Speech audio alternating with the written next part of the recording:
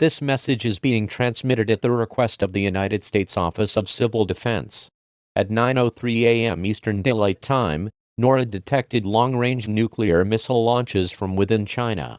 The trajectory of these missiles indicate that they are targeted at locations within the United States and Canada. In response to this, the government of the United States has authorized the use of nuclear weapons against the country of China.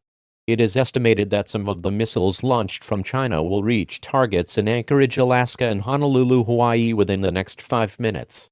If you are in these areas, seek shelter. Now. Seek shelter. Now. Seek shelter. Now.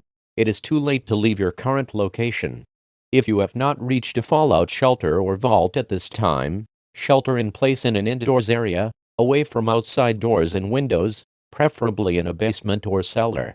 The remaining missiles are projected to reach targets on the mainland of the United States and Canada within the next 30 to 60 minutes, with targets in Western North America to be impacted first. All residents in major metropolitan areas should seek a fallout shelter or vault immediately, in order to protect yourselves from the effects of nuclear detonation and the resulting fallout. Fallout is a byproduct of nuclear detonations and is highly irradiated. Prolonged exposure to fallout will result in certain death.